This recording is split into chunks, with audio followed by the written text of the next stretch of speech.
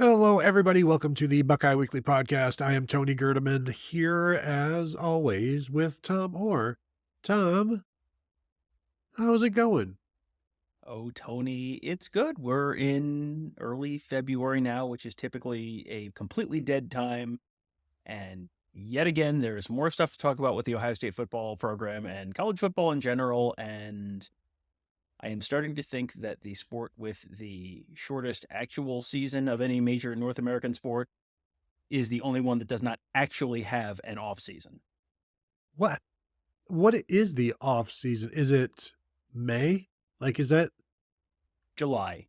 July is when all the coaches go on vacation. Like right? after the camps are done, that's when the coaches go on vacation for like the first 3 weeks of Yeah, July. because It's then, it's basically last week of June after the camps, 4th of July week. You maybe got one more after that, 1 to 2 after that, and then boom, we're talking about Big Ten media days and all that starting around July 20th or so, and then boom, the season's going. So it's like the 3 weeks at the end of June and early July, I think, is really about as close as you get. because there are still official visits in June, if I recall. Mm-hmm. And so, Yeah. man, Yeah. I guess that's why some head coaches are trying to become coordinators or go off to the NFL. So yeah, a lot has happened. We talked to Ryan Day on Wednesday for over an hour, and Tom and I covered a lot of that on Thursday's Buckeyes Tomorrow Morning show. It's funny to try to recap over an hour of things that Ryan Day says in like 30 or 40 minutes. And I don't know that we've ever had him for that long. For over an hour, we've seen like 45-minute scheduled appointments, like again in the Big Ten media days. That's a 45-minute thing, or sometimes his pressers weekly will go 40 or something like that. But this was a full hour, and there was plenty to talk about. One of the things that we did not touch on at first, no news on Bill O'Brien as we are recording this, but let's discuss Dominic Kirks. We didn't get a chance to do that. The lone signee yesterday for Ohio State, just the worst February signing day perhaps in school history. Only one guy, but a guy that they wanted and kind of needed to fill out the defensive line class as much as they could.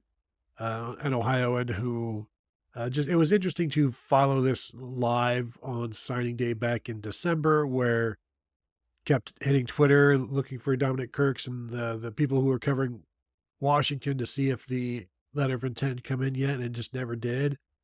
And Mark's on the phone like, oh, looks like he's going to hold off, and so you're putting two and two together, and Tom, four has happened for sure. 4 finally happened, and even more specifically than 4, 3 happened, which is the 3 defensive linemen that they added to this class.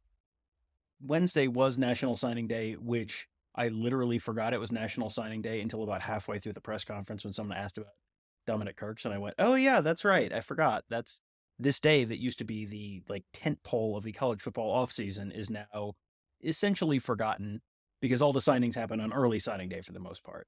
And there was a point on early signing day while we were sitting in that very same room talking to Ryan Day, just as we were on Wednesday, when on early signing day, it looked like, okay, they've got Eric Mensah, who's the defensive tackle they flipped from Virginia Tech. And that might be it. They had Justin Scott flip his commitment to Miami. They had other guys who they thought, Marquise Lightfoot, for example, who they thought they might get, who ended up going to Miami. And there were some real legitimate questions around Edric Houston, whether he was going to sign with Ohio State or Alabama. And, there was a point on early signing day when it looked like Ohio State might get just one defensive lineman in this class, and that was going to be a real disaster for them. And to sort of salvage it with adding Edric Houston or keeping Edric Houston, I guess, on early signing day, and then saving the fact that they were kind of swooping in late and landing Dominic Kirks as well. All of a sudden, this goes from a class that, Mark and Kevin did a show where they were grading the classes. That would have been an F class to only get one guy for the whole position group. To save that, and then I think it ended up about a B or something like that in their grades. That's pretty darn good. That is getting your big report in right under the deadline by the end of the quarter, and then boom, it shows up as a B when the report card shows up in the mail, and mom and dad are none the wiser. Dominic Kirk's rather, 6'4", 255, something like that. A tweener in terms of where he will end up. I know Mark is calling him a tackle, so we'll see how that goes. But you get a defensive end in Edric Houston, defensive tackle in Eric Mensah, and a guy who I've compared to like Draymond Jones, who was a high school defensive end, grew into a tackle, but was a talented pass rusher as an interior guy. Maybe that's what Dominic Kirks will become down the road. So that was the recruiting portion of signing day for Ohio State. Back to Bill O'Brien as we still wait on this. The other name that keeps coming up with this if Bill O'Brien leaves is Chip Kelly. And one of the things I wanted to say, Tom, is that when Ryan Day was talking about Bill O'Brien yesterday and talking about all of the things that he has already done for the program in terms of coming in and looking at terminology, evaluating talent, seeing how Ohio State does things and why they do things and why don't you do it this way? Why don't you do this way? That's all incredibly valuable for Ohio State and Ryan Day. But if they do lose Bill O'Brien, I think you can get the same thing from Chip Kelly, who has seen a bunch of stuff. Like he can come in and say, why is it this way? I like this. This is good. We can enhance this. So the hire of Bill O'Brien, it's not a long-term thing for Ohio State. If they had to go to Chip Kelly, it wouldn't be a long-term thing for Ohio State. To me, I kind of view it as just bringing in somebody to audit the program and how's it looking? What would you like? What do you like? What do you don't like? And also both of those guys are really good play callers. So I know it would be Ryan Day does not want to lose Bill O'Brien, and nobody has said that Chip Kelly is the next guy in. I know there are people who are for it, who are against it. I just think you could get a lot of the same stuff from Chip Kelly that you get from Bill O'Brien. Well, if you're trying to bring in a veteran play caller who's sort of seen it all over the last 10 to 15 years and has been around the game and is going to bring in sort of that veteran presence and the guy up in the press box who can be the Kevin Wilson replacement.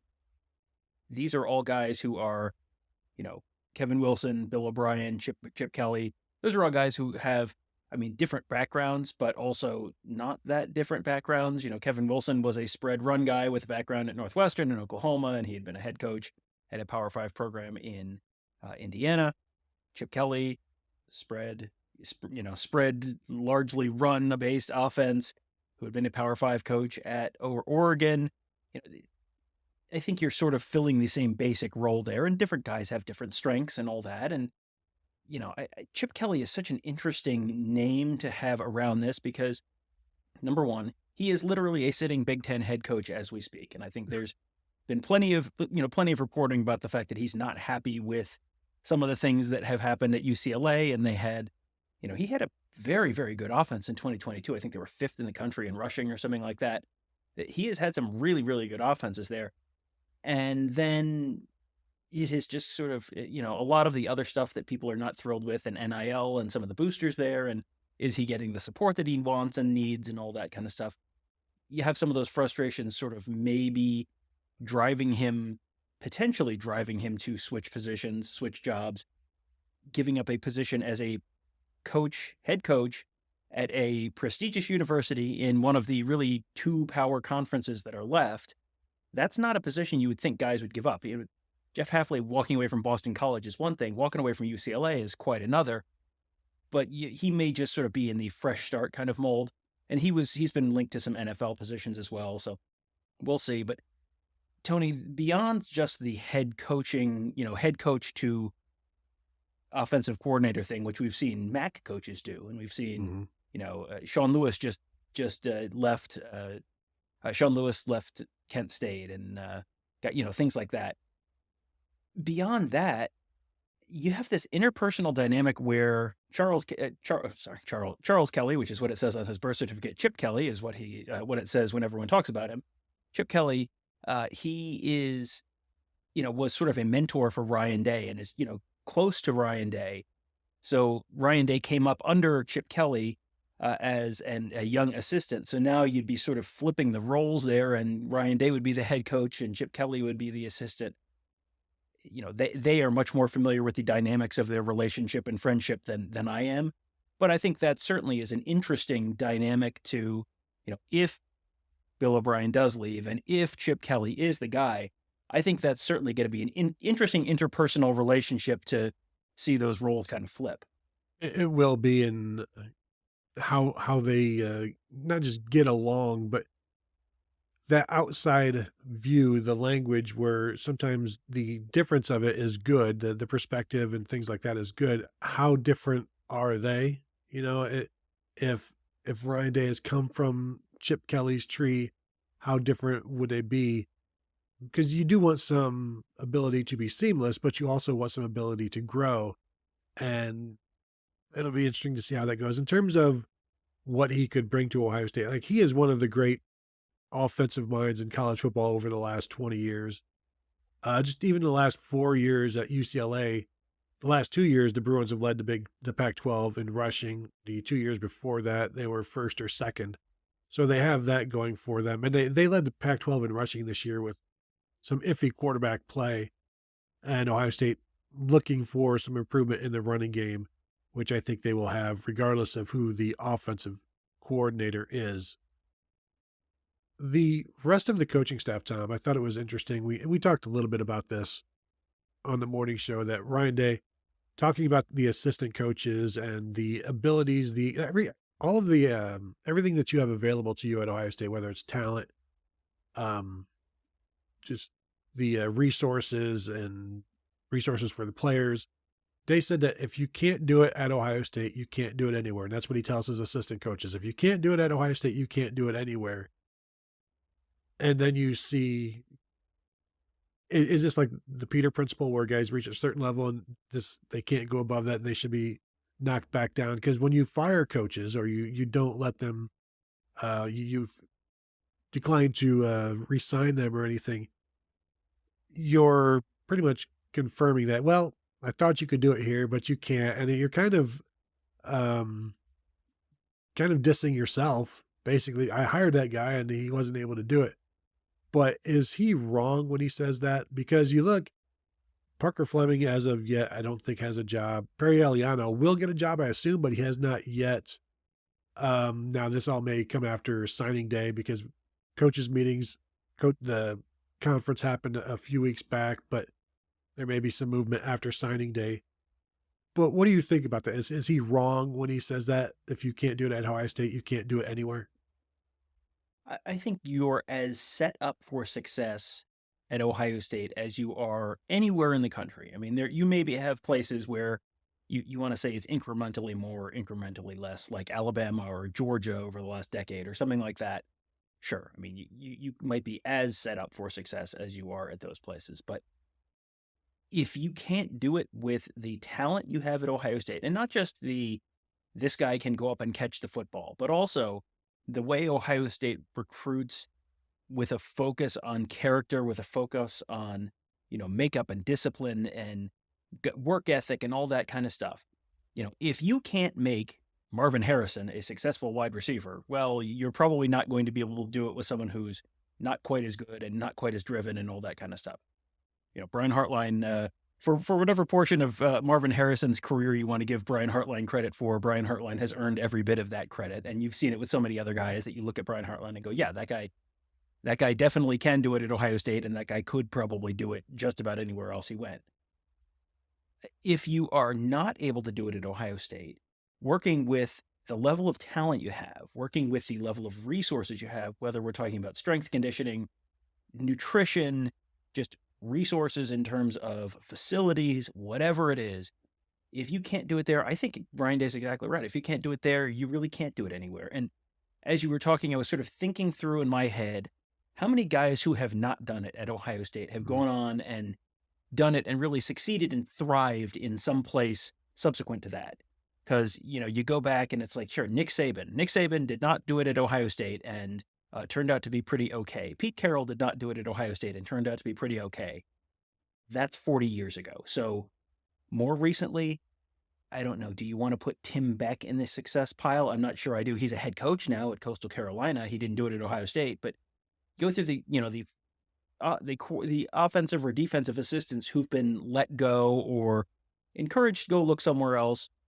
Go through the last decade and tell me how many of the guys who didn't leave on their own have been wildly successful other places. I mean, Bill Davis, Taver Johnson, Kerry Combs, I think, is doing okay. Kerry Combs' issue was never as a position coach, it was as a coordinator.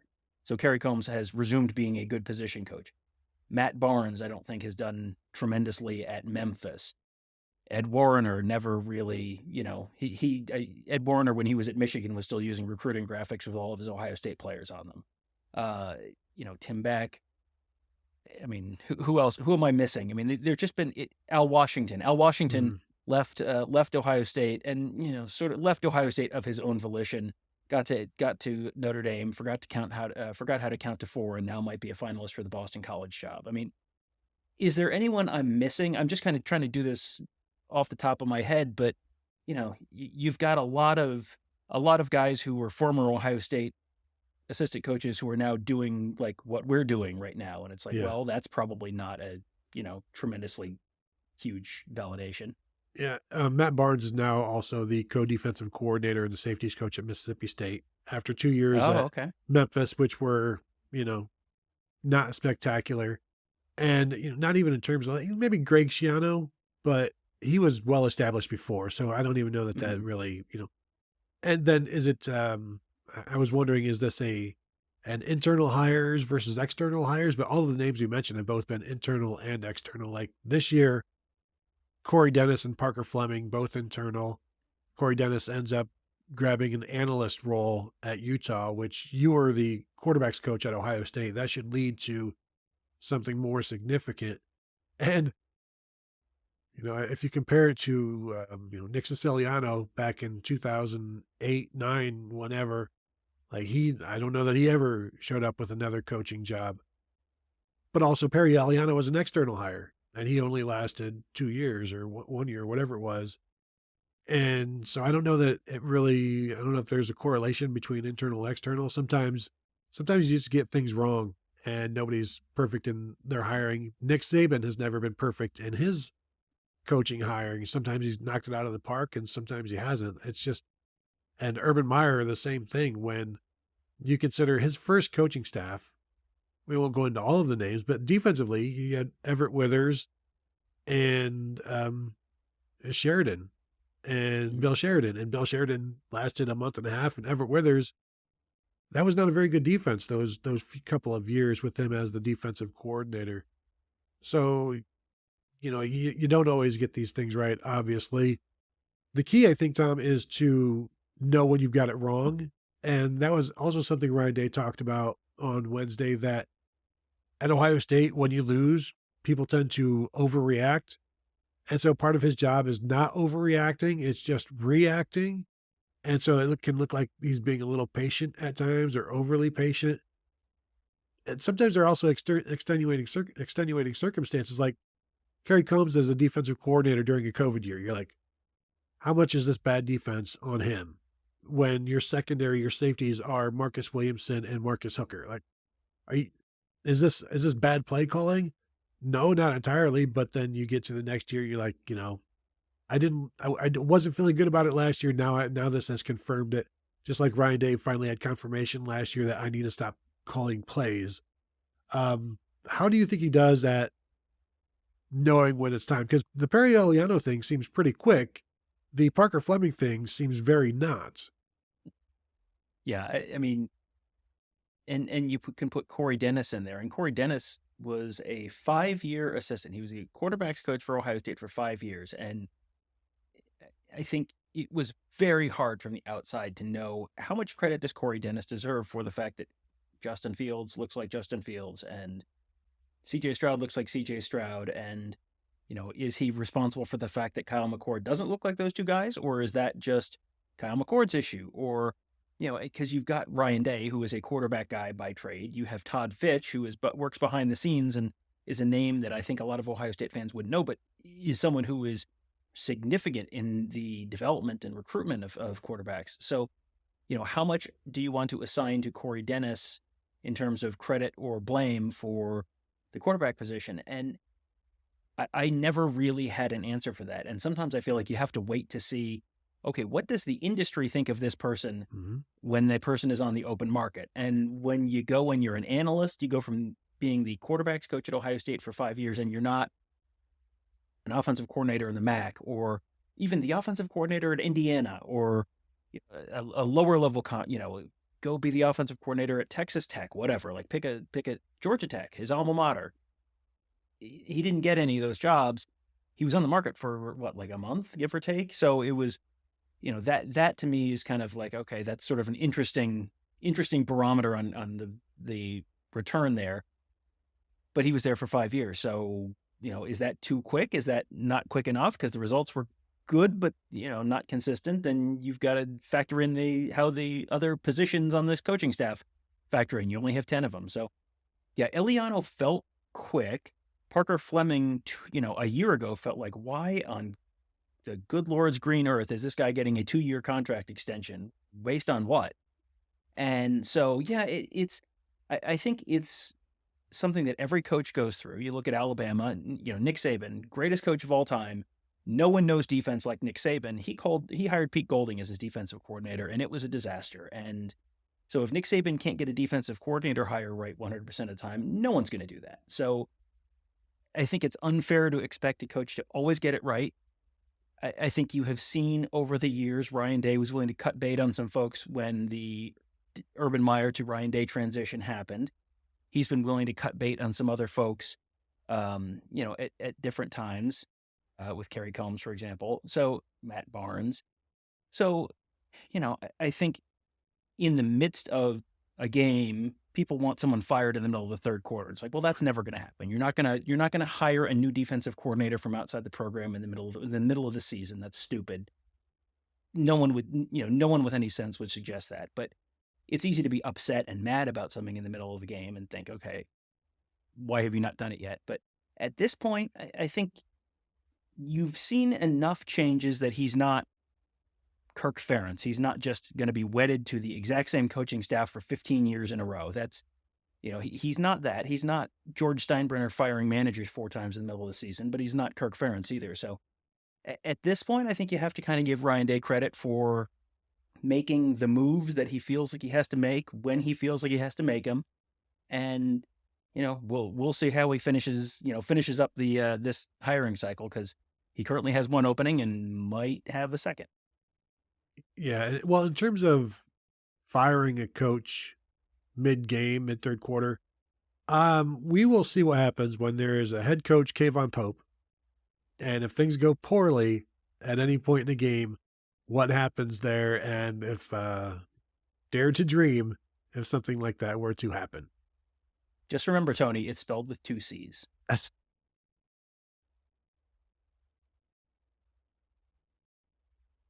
Thank you, Tom. Now, I think this is going to be maybe the title of the show, because here's a question that I have for you. I've been thinking about this.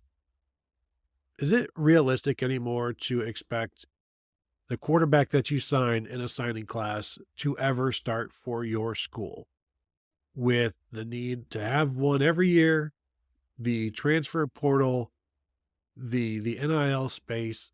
Is it ever realistic to say, hey, Ohio State signed 2 guys this year? Is it realistic to say that Julian Sayin is going to start at Ohio State ever and become a starting quarterback? Because if you go back, every quarterback that Ohio State has signed under Ryan Day, he signed going into, and we're not going to count the 2 this year, he signed 7 quarterbacks who have had an opportunity to win a starting job. 2 of those guys have won starting jobs, C.J. Stroud and Kyle McCord, of his 7 quarterbacks. It's unlikely that both of the guys that he signed this year will do so. And so you just look at the way the game is. You look at all of the transfer portal quarterbacks. If you go through, and maybe this is a summer project, the top 20 quarterbacks in each class over the last, maybe 10 years, how many of them finished their career at that school? Because if we're talking top 20 quarterbacks, how many finished at their school? I'm guessing less than 50%. Oh, Is that wrong? And back to the other question, Tom, I'll let you go. But is it realistic? well, let's start with the broader question about number that'll finish their careers at their school. I'm doing this from memory, so I'm probably not exactly right, but as of a year or two ago, if you went back and looked at like the 2020 recruiting class, 2019 recruiting class, of the top 10 quarterbacks in the class, I think 2 of them were still at the school where they had initially signed.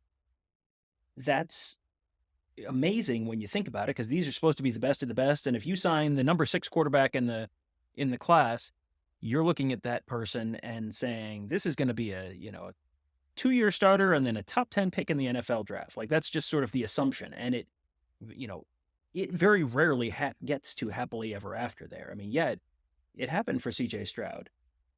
It did not happen for Justin Fields. It did not happen for Kyle McCord. It is very, very rare that that really does happen. And it's quite possible that Ohio State's quarterback this year will be Will Howard, and they won't be someone who started his career at Ohio State. I think broadly, based on based on the patience level of quarterbacks, if you're going into your 3rd year and you're not a starter, odds are you're looking at the portal. You're thinking pretty strongly about the portal. That's just, that's not any one person. That's just look across the country. That tends to be the trend. Jack Miller was at Ohio State for 2020, 2021, and then hit the portal. That's just kind of the time frame that you're generally talking about. I think that was maybe the Matthew Baldwin timetable as well. He was at Ohio State for 2 years and then hit the portal. That's, Quinn Ewers was sort of the exception to the rule. But you go through, and if you're not the starter after 2 years, you're probably in the portal. If you're not the starter after 3 years, you're almost certainly in the portal.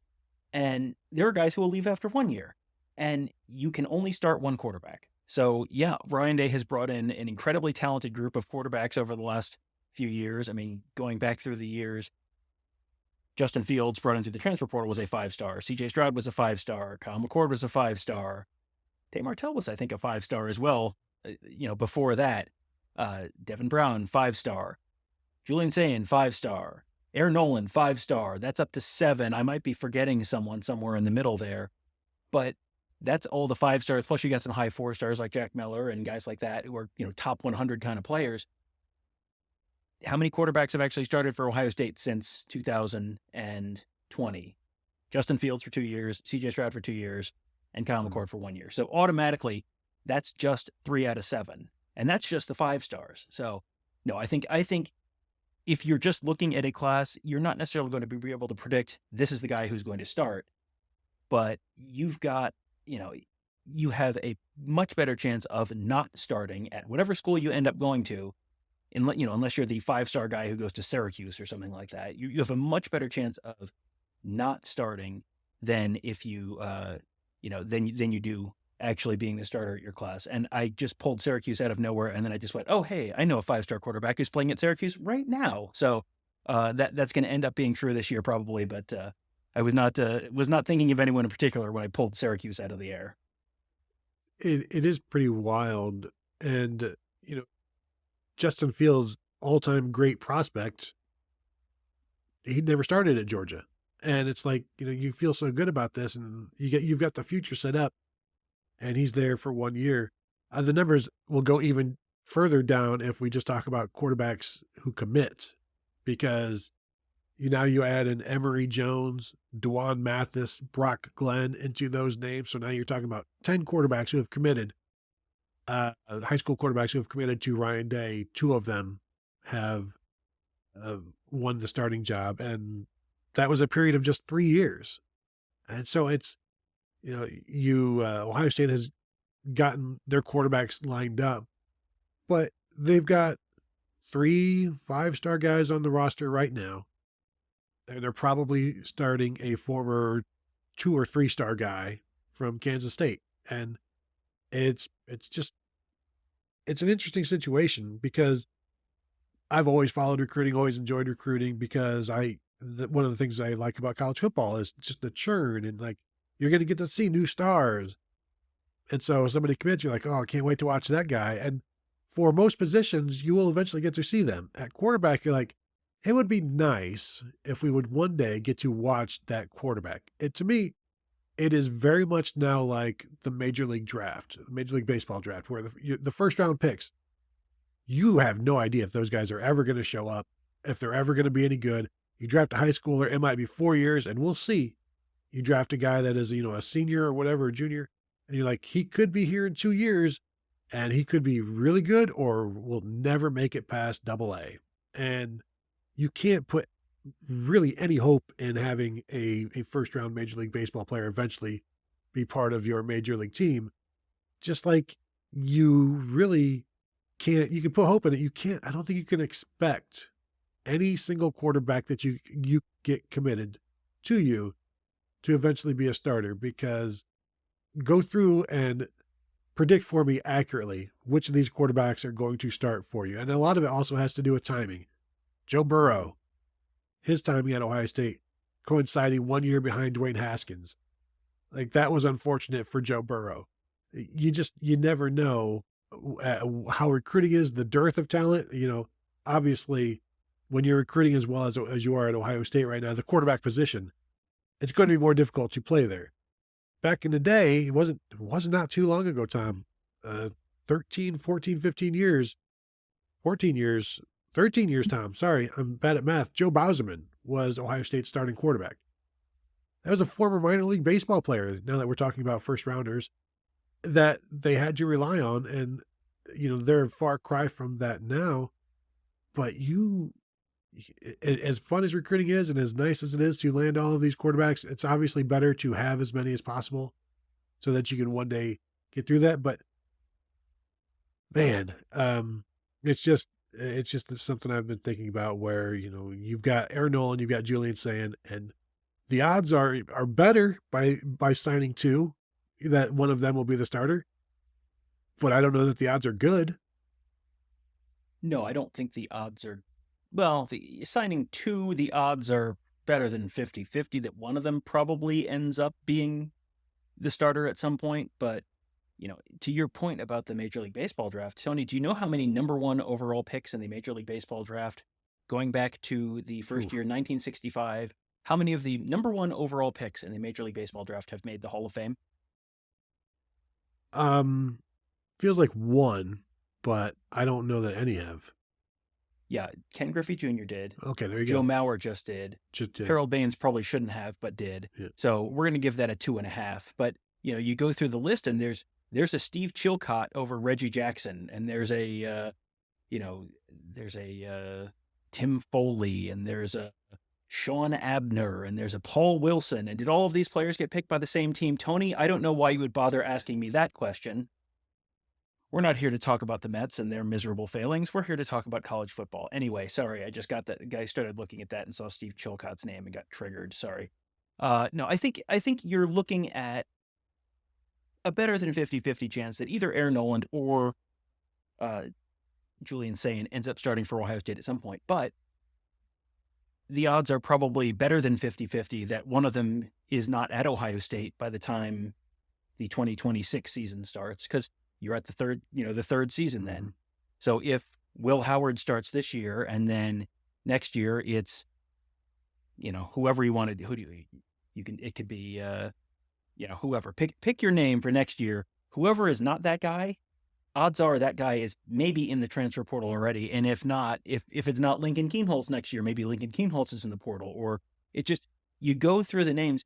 If it's not Devin Brown this year, who knows if Devin Brown's playing for the Buckeyes this fall? I mean, there's so, these are such talented players that if they're not going to start at Ohio State, there are plenty of other places in the country that they very well may get a chance to start. And so the odds are, of all of these guys, of the 5 guys on the roster right now, I think the odds are that, no more than 3 ever start a game, and probably at least 3 don't finish their careers at Ohio State.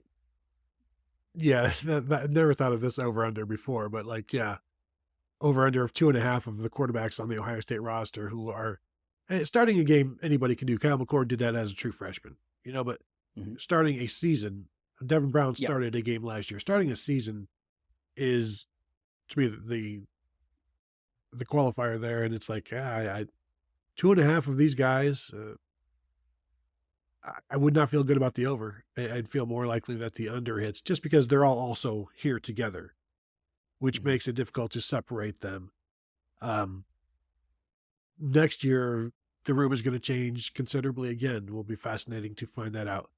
Ryan Day said on his radio show on Wednesday on signing day, right now they're just operating that a third of your roster changes every single year. And that's sort of the way it's been, but I think it's even more so. I'm thinking like 40% of the roster at this point, just in terms of guys leaving, guys going. It's and the quarterback position is just uniquely unique to itself as in terms of the playing time, and that's why you can recruit all these guys you want, but it's sometimes you need a veteran and you go get a veteran. And I think that's a luxury for programs like Ohio State. Yeah, you're going to lose some of your 5 stars, but when you do, you can go get somebody that has started 27 games in their career, has won a conference championship, and has played well against Missouri. So that's a unique thing. So Tom, anything else before we get out of here? No, I think we've covered it. Now my head is spinning on trying to figure out like percentage of quarterbacks on each of the past rosters who ever started a game at Ohio State, Ooh. and trying to think, when has there been one that's been higher than 50%? Because, the JT Barrett and Cardale Jones years, you had probably one year when Dwayne Haskins was on the roster with those guys, right? Was that 16? he was on the No, 15 team? Was he on the no. 2015 team? No. Mm-mm. Yeah. Burrow Well, was. yeah. Well, he didn't start a game at Ohio Yeah. State. He started games plenty of other places, but not at Ohio State. Yeah. You go back and it feels like you look at it right now and it's like, well, all of these talented guys, certainly a bunch of them are going to have great careers at Ohio State. And it's just the unique nature of the quarterback position, and how the roster got sort of screwed up with Quinn Ewers reclassifying and that throwing everything off a little bit. And yeah, it's interesting that it feels like, boy, all of these guys are can't miss prospects, and they're in a Ryan Day offense with Ryan Day coaching them, and oh boy, they can't miss. And then, odds are they may not miss, but they may not hit at Ohio State either. And maybe the percentages aren't all that different because back in the day you had more quarterbacks. So, and they Mhm. stayed longer as opposed to now you might have fewer. Another project for the summer, Tom. Remind me, I'll get a spreadsheet going and we'll take a look at that and we'll see what we can do there. So, that will do it for this episode. I want to thank you all for joining us. As always, please go ahead and hit that bell to be notified when we drop videos, when we go live, because spring ball is less than 4 weeks away. Of course, also subscribe to the channel if you have not yet. Thumbs up on this would be great as well. And of course, if you are listening to this via your podcast platform of choice, we always do appreciate the 5-star ratings and reviews. And as always, you can find us at BuckeyeHuddle.com, where we are chatting on the message board, talking stuff behind the scenes as we always do there. So join up and check that out. So we invite you there. So thank you all for tuning in, and we will talk to you guys later.